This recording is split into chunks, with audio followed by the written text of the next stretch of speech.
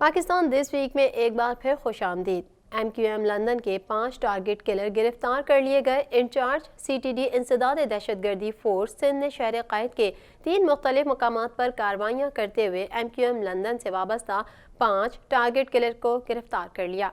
In charge CTD मजहर मशवानी का कहना है कि 3 मुख्तलिफ इलाकों में छापों के दौरान गिरफ्तार 5 मुलजिम मुतादिद दहशतगर्द कार्रवाइयों में मुलव्विस व मतलूब थे। गिरफ्तार मुलजिमान ने अजमल पहाड़ी और काशिफ डेविड के साथ भारत में तरबियत हासिल की। मजीद तफसीलात जान लेते हैं इस रिपोर्ट में। इंचार्ज CTD मजहर मशवानी का कहना है कि 3 मुख्तलिफ इलाकों में छापों के दौरान गिरफ्तार 5 मुलजिम मुतादिद दहशतगर्द कार्रवाइयों में मुलव्विस व मतलूब थे। गिरफ्तार मुलजिमान ने अजमल पहाड़ी और काशिफ डेविड के साथ भारत में तरबियत हासिल की। MQM लंदन टारगेट किलर को इंडिया विसनगंज में ट्रेनिंग दी गई थी। उन्होंने बताया कि इंडियन रा से तरबियत याफ्ता टारगेट किलर मोहम्मद अली घुमटी अजमल पहाड़ी का करीबी साथी था। मुलजिम 1995 से 2005 तक टारगेट किलिंग में मुलविस रहा। 1997 में मोहम्मद अली ने पुलिस एहलकार का औरंगी में कत्ल किया। 1997 में मुलजिम ने औरंगी में फैसल उर्फ पराठा को कत्ल किया। इंचार्ज CTD का कहना था कि 2005 में शारा नूर जहां पर मुलजिम ने सुन्नी तहरीक के कारकुन को कत्ल किया। कार्रवाई में सलमान, उमर और शहजाद बैग गिरफ्तार हुए। मजहर मशवानी ने मजीद बताया कि मुलजिमान 2010 से 2012 तक दहशत गर्दी में मुलविस रहे। मुलजिमान के खिलाफ जमशेद क्वार्टर, फिरोजाबाद, पाक कॉलोनी और मोमनाबाद थाने में मुकदमात दर्ज हैं। गैर कानूनी अलाटमेंट केस में सरबरा PSP मुस्तफ़ा कमाल समेत दीगर मुलजिमान पर फर्द जुर्म आयद कर दी गई। गैर कानूनी अलाटमेंट केस में साबिक सिटी नाजिम मुस्तफ़ा कमाल और साबिक एडमिनिस्ट्रेटर कराची फजल रहमान समेत दीगर मुलजिमान पर फर्द जुर्म आयद कर दी गई। कराची में गैर कानूनी अलाटमेंट केस की समाअत एहतसाब अदालत नंबर 3 में हुई। नैब की जानिब से दायर रेफरेंस में कहा गया कि मुलजिमान ने कराची के इलाके क्लिफ्टन में 198 प्लॉट गैर कानूनी तरीके से अलॉट किए। मजीद जान लेते हैं इस रिपोर्ट में। गैर कानूनी अलाटमेंट केस में साबिक सिटी नाजिम मुस्तफ़ा कमाल और साबिक एडमिनिस्ट्रेटर कराची फजल रहमान समेत दीगर मुलजिमान पर फर्द जुर्म आयद कर दी गई। कराची में गैर कानूनी अलाटमेंट केस की समाअत एहतसाब अदालत नंबर 3 में हुई। नैब की जानिब से दायर रेफरेंस में कहा गया कि मुलजिमान ने कराची के इलाके क्लिफ्टन में 198 प्लॉट गैर कानूनी तरीके पर अलॉट किए।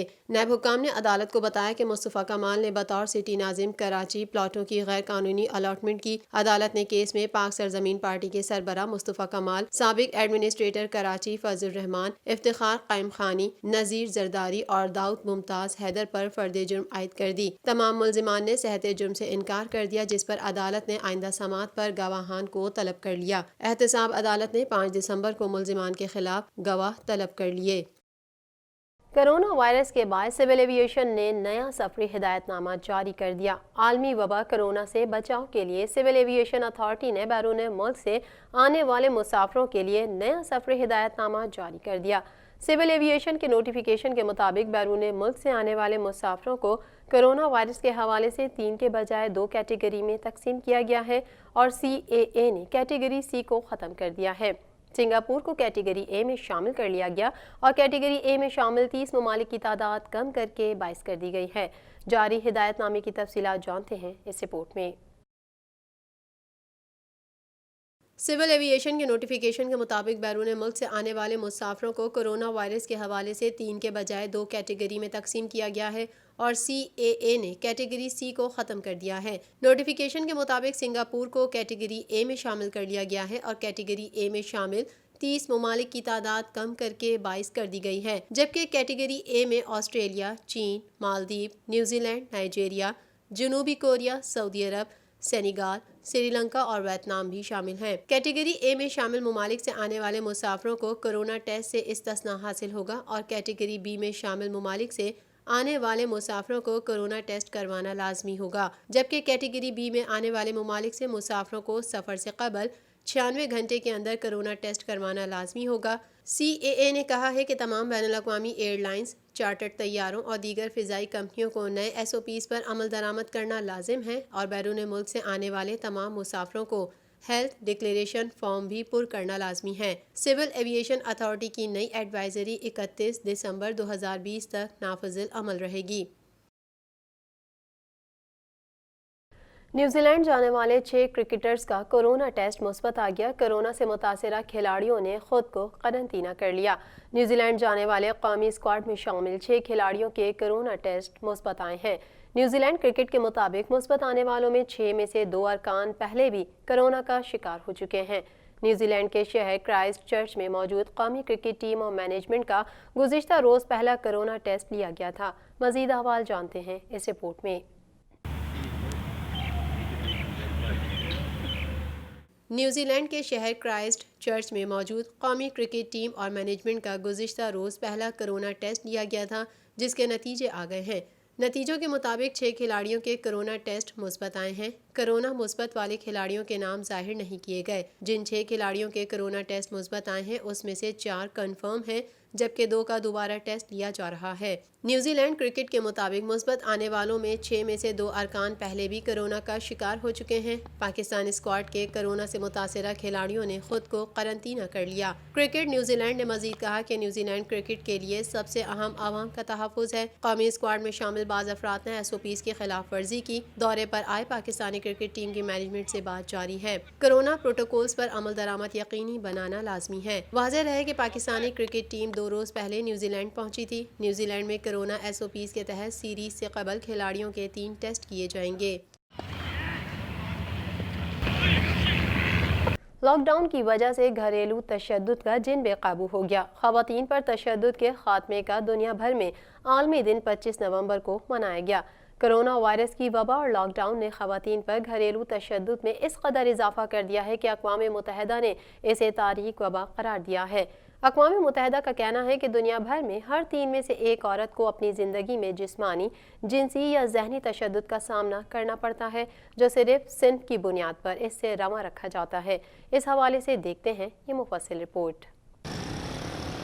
پاکستان سمیت دنیا بھر میں خواتین پر تشدد کے خاتمے کا عالمی دن منایا گیا۔ اقوام متحدہ کا کہنا ہے کہ دنیا بھر میں ہر 3 میں سے 1 عورت کو اپنی زندگی میں جسمانی، جنسی یا ذہنی تشدد کا سامنا کرنا پڑتا ہے، جو صرف صنف کی بنیاد پر اس سے رواں رکھا جاتا ہے۔ اقوام متحدہ کے مطابق خواتین کو ذہنی طور پر ٹارچر کرنا، ان پر جسمانی تشدد کرنا، جنسی زیادتی کا نشانہ بنانا یا جنسی طور پر ہراساں کرنا، ایسا رویہ اختیار کرنا جو صنفی تفریق کو ظاہر کرے، غیرت کے نام پر قتل، کم عمری کی یا جبری شادی، وراثت سے محرومی، تیزاب گردی اور تعلیم کے بنیادی حقوق سے محروم کرنا نہ صرف خواتین بلکہ بنیادی انسانی حقوق کی بھی خلاف ورزی ہے۔ اگر پاکستان کی بات کی جائے تو اس میں چند مزید اقسام جیسے غیرت کے نام پر قتل، تیزاب گردی اور خواتین کو تعلیم کے بنیادی حقوق سے محروم کرنے کو بھی شامل کیا جا سکتا ہے۔ گزشتہ برس خواتین پر تشدد کے حوالے سے جاری کی جانے والی ایک رپورٹ میں گھر کو ہی خواتین کے لیے سب سے زیادہ غیر محفوظ قرار دیا گیا۔ رپورٹ کے مطابق گزشتہ برس دنیا بھر میں 50,000 خواتین اپنے ہی گھر میں اپنوں ہی کے ہاتھوں تشدد کا شکار ہونے کے بعد قتل ہوئیں۔ کاروباری دنیا سے بھی خبر کو شامل کرتے چلیں۔ ایشیائی ترقیاتی بینک نے پاکستان کے لیے $30 کروڑ قرضے کی منظوری دے دی۔ قرضے کی یہ رقم پاکستان میں میکرو اکنامک استحکام کے لیے استعمال ہوگی۔ گزشتہ روز ایشیائی ترقیاتی بینک نے پاکستان کے لیے $25 کروڑ کی بھی منظوری دی تھی اور یہ رقم کووڈ-19 وائرس سے نمٹنے کے لیے استعمال ہوگی۔ جبکہ گزشتہ روز ہی ایشیائی ترقیاتی بینک سے پنجاب کے 2 اضلاع میں ترقیاتی منصوبوں کے معاہدے پر بھی دستخط ہوئے تھے۔ مزید تفصیلات اس رپورٹ میں۔ ایشیائی ترقیاتی بینک نے پاکستان کے لیے $30 کروڑ قرضے کی منظوری دی ہے۔ ایشیائی ترقیاتی بینک نے پاکستان کے لیے $30 کروڑ قرضے کی منظوری دے دی ہے۔ قرضے کی یہ رقم پاکستان میں میکرو اکنامک استحکام کے لیے استعمال ہوگی۔ گزشتہ روز ایشیائی ترقیاتی بینک نے پاکستان کے لیے $25 کروڑ کی بھی منظوری دی تھی اور یہ رقم کووڈ-19 وائرس سے نمٹنے کے لیے استعمال ہوگی۔ جبکہ گزشتہ روز ہی ایشیائی ترقیاتی بینک سے پنجاب کے 2 اضلاع میں ترقیاتی منصوبوں کے معاہدے پر بھی دستخط ہوئے تھے۔ معاہدے پر وزیر اعظم نے دستخط کیے۔ اس حوالے سے وزیر اعظم عمران خان کے معاون خصوصی نوجوانان عثمان ڈار نے کہا کہ معاہدے کے تحت ساہیوال اور سیالکوٹ میں 40 ارب روپے کے ترقیاتی کام ہوں گے۔ سیالکوٹ میں 15 ارب روپے کی لاگت سے نکاسی آب، سینیٹیشن اور سالڈ ویسٹ مینجمنٹ سے متعلق منصوبے مکمل ہوں گے۔ اس کے علاوہ پارکس کا قیام اور شہر کی خوبصورتی کے متعدد منصوبے بھی معاہدے کا حصہ ہیں۔ واضح رہے کہ ایشیائی ترقیاتی بینک نے گزشتہ سال پاکستان کے لیے بجٹ میں معاونت کے طور پر $80 کروڑ بطور قرض فراہم کرنے کی منظوری دی تھی، جس کی دوسری قسط $30 کروڑ کی منظوری دی گئی ہے۔ اعداد و شمار کے مطابق ADB کی جانب سے پاکستان کو اب تک رواں مالی سال کے دوران تقریباً $1 ارب قرض فراہم کیا جا چکا ہے۔ موسم کی صورتحال کو بھی پاکستان دس ویک کا حصہ بناتے ہیں۔ کراچی میں آئندہ بھی 2-3 روز سرد ہوائیں چلیں گی۔ درجہ حرارت مزید گر گیا۔ موسم کا حال بتانے والوں کا کہنا ہے کہ شہر قائد میں آئندہ بھی 2 سے 3 روز تک سرد ہوائیں چلنے کا امکان ہے۔ شہر میں تند و تیز سرد ہوائیں چلیں، جن کی رفتار 50 کلومیٹر فی گھنٹہ ریکارڈ ہوئی۔ اگلے 3 روز تک ہواؤں کی شدت برقرار رہنے کا امکان ہے۔ شہر کا زیادہ سے زیادہ درجہ حرارت مزید 2 ڈگری گر گیا۔ موسم کا مزید حوال جانیں گے اس رپورٹ میں۔ شہر میں تند و تیز سرد ہوائیں چلیں، جن کی رفتار 50 کلومیٹر فی گھنٹہ ریکارڈ ہوئی۔ اگلے 3 روز تک ہواؤں کی شدت برقرار رہنے کا امکان ہے۔ شہر کا زیادہ سے زیادہ درجہ حرارت مزید 2 ڈگری گر گیا۔ شہر میں ہواؤں کی رفتار میں اضافہ رہا۔ بلوچستان کی شمال مشرقی سمت سے چلنے والی ہواؤں کی رفتار 50 کلومیٹر فی گھنٹہ ریکارڈ ہوئی۔ تند و تیز ہوائیں چلنے کے سبب دن کے وقت بھی سردی محسوس کی گئی۔ بیشتر وقت شہر کا مطلع جزوی طور پر ابر آلود رہا۔ محکمہ موسمیات کے مطابق شہر کا کم سے کم پارہ 15 ڈگری اور زیادہ سے زیادہ مزید 2 ڈگری کمی سے 25 ڈگری سینٹی گریڈ ریکارڈ ہوا۔ صبح کے وقت نمی کا تناسب 59 اور شام کو 27% رہا۔ محکمہ موسمیات کے مطابق اگلے 3 روز کے دوران معمول سے زیادہ تیز شمال مشرقی ہوائیں چلنے کا امکان ہے۔ آج مطلع جزوی ابر آلود اور صاف رہنے، جبکہ کم سے کم پارہ 14 سے 16 اور زیادہ سے زیادہ 25 سے 27 ڈگری کے درمیان رہنے کا امکان ہے۔ ناظرین، پاکستان دس ویک میں فی الحال اتنا ہی۔ مزید خبروں کے ساتھ اگلے ہفتے پھر حاضر ہوں گے۔ اپنی میزبان کو اجازت دیجیے۔ اللہ حافظ۔